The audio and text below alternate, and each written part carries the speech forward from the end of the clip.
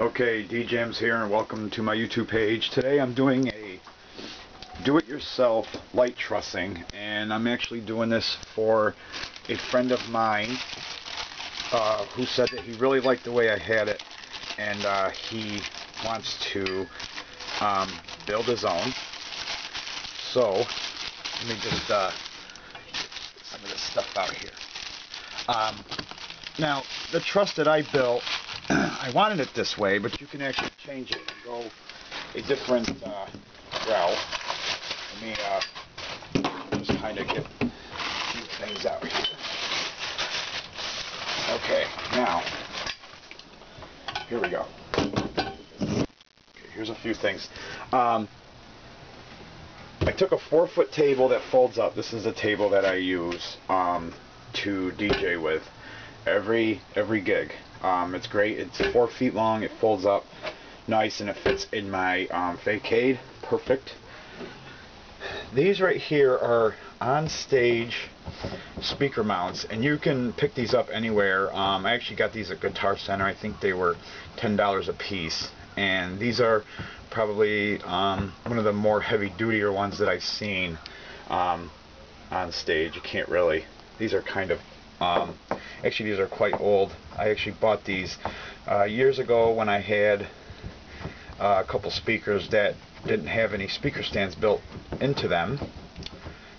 So I purchased these and mounted them right to the bottom of the speakers. I got one there, and I got one here. And these, I have these bolted right to the table. I just put them here and I marked them. Took a little marker in the holes, and actually I got to put one there and one here still, but it doesn't move.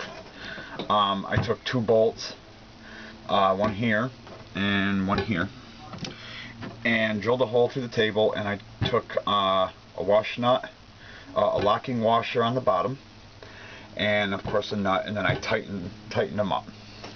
So I got one right there, and I have one right there. Now, what I did was I bought 2 of these. I got them off eBay. They're on-stage stands, in which I really use on-stage stands. These ones right here, my bigger stands, are on-stage, and I've had these for many years, and they're great. I never had a problem with them. These are subwoofer poles that you would buy for your subwoofers, so you could mount speakers on top of your subwoofer. Now, what I like about these is they extend. So basically you just unscrew this, and of course a lot of DJs know this, but I'm just doing it anyway just in case you don't and you're new to DJing. Now see, now they extend out. Comes with a pin and of course the holes to put the pin into where you want them, and you can just tighten this up like that. Now, 2 of them, and one for this side. Let me just unscrew this, and here, you slip that in there, and then you tighten this up. And one over here, and you tighten this up. There you go. Now there is 4 feet, I think. Or no, wait. I'm sorry, I don't think these are 4 feet closed. I think they're only 3 feet when they're not extended. Now, go to Lowe's, and I suggest using this because it's actually the same material used in your trussing systems, believe it or not. And I kind of found this out on accident doing some research online, and I was talking to a tech for seismic audio speakers, actually, I think it was. Anyways, you go and you buy this. You can find this in your Lowe's or Home Depot or any hardware store that would sell. I think Tractor Central Supply sells this, because this is actually fencing post that you can buy. They come in 10 feet long poles, and these, let me show you. Okay, these are in the same area as the poles, and these are connectors that you would buy to put your fencing together. Okay, now see on here I have a wash. I have a butterfly nut, because this actually is something that I would put here and then tighten it up, and I would put a pin spot on that for my disco ball. So you see how I did that? Cut it real short and drilled a hole in there. Now, these connectors do not come with long enough bolts, so you have to buy extra bolts, and I think I bought, they are two and a half, I think they're 2 inches by 5/8, 2 inch by 5/8 inch bolts. Of course, with your washers, I have a washer on each side and a butterfly nut or just a regular nut. Now, this pole is, I believe it's, I made this 6 feet long. This top pole right here, 6 feet long. And what I did was I cut 2 feet off of each end. Okay, 2 feet off of each end using a hacksaw, and which is where these come in right here. See if I can get it better right here. I put these extenders on just to make it a little bit higher in case I want to go higher than what the normal stands will go. These actually go pretty high. I think they fold out to be 5 or 6 feet high. So I added another 2 feet, and that'll bring me up even higher. Now you got to remember too that the table itself, I believe, is maybe 3 feet high, 3.5 feet high. I'm not exactly sure on the right measurements for as far as the height go on the table. Now, what you would do is you would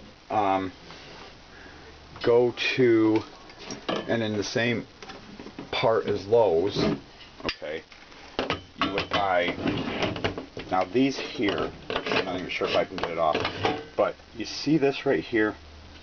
This is actually, you can actually get this in the same area as your fencing post, and this is what it is. It's like a connector type thing. You would put two fence posts together. Okay. Now, you're going to need this because this is actually an adapter so you can put your 1 1/4 inch pole in there, and of course this.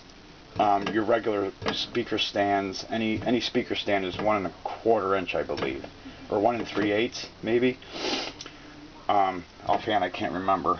But anyways, this would be the smallest pole that they sell for fencing. And believe it or not, it's very, very strong and durable. And I would suggest only using this and not using PVC pipe.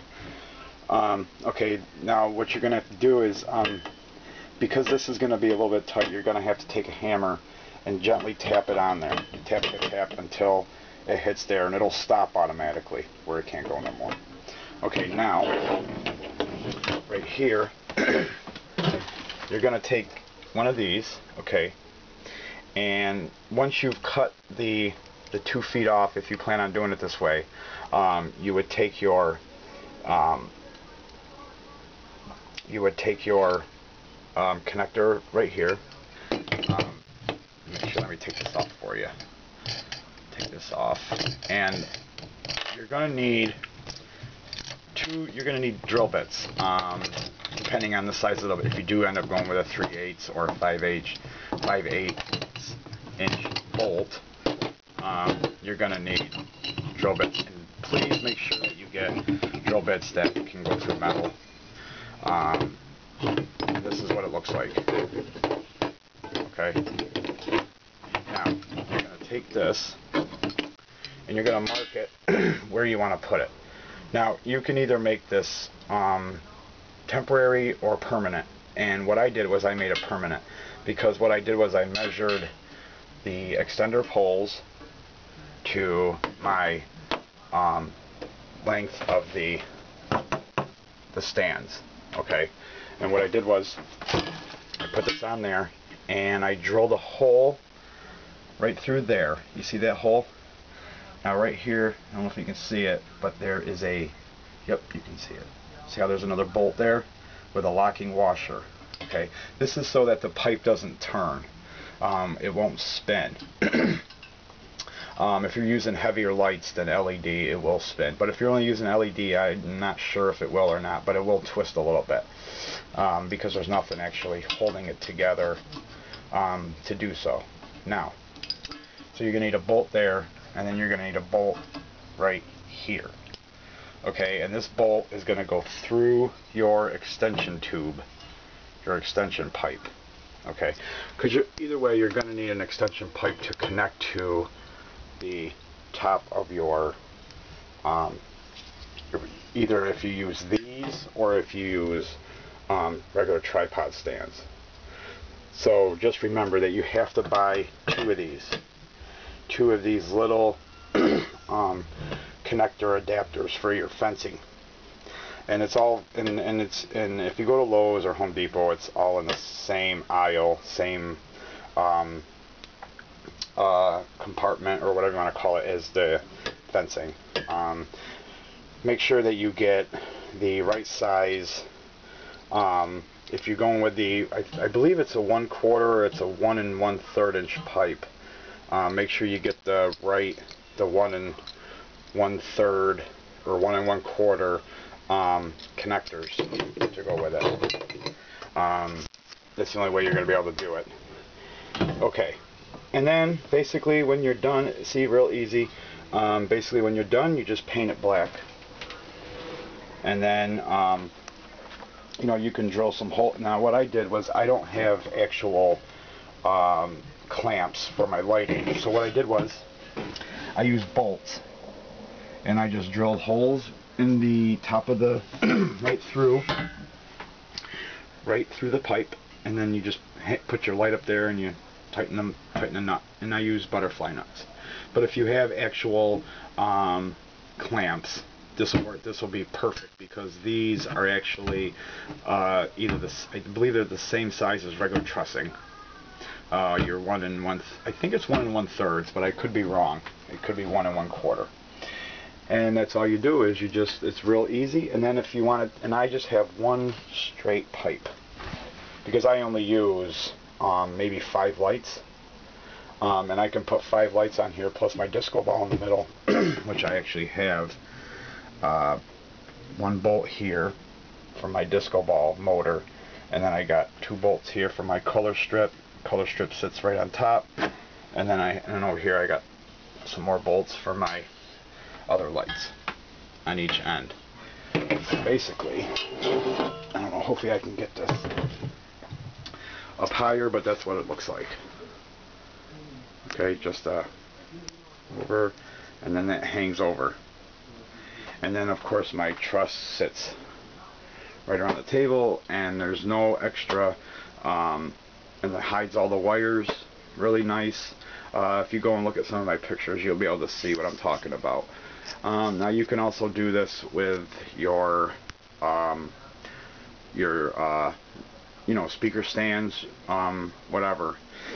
But I personally actually like the fact that I can have my lighting connected right to my table and above me, and there's no extra tripods for anybody to trip over. All the wires are hidden behind my facade. Works out really, really great. And you can actually build this if you wanted to actually, you would take one of these, you would connect it, like, say, maybe right here, and then have a pole going up like this. I'm trying to do this because I actually didn't do a video when I made this, so I'm trying to figure out a way to explain this to you. Unfortunately, I'm not going to take it all apart. Now, I think this is how I did it. Okay.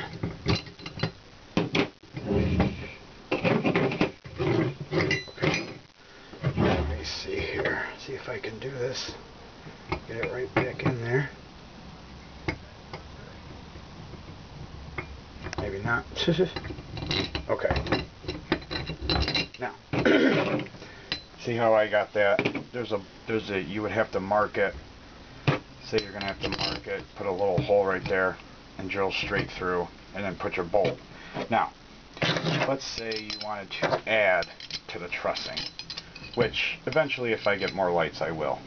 I would have to get, which I actually have some more of these just laying around because I actually bought extra these clamps. If I can get the stupid nut on. Okay, so you put this around the pipe and you tighten up that. Now, you could always get another pipe, okay, attach this to here. Have that going up, have maybe one here, one in the middle, and then one on the other end, and get another pipe. So you would have a double,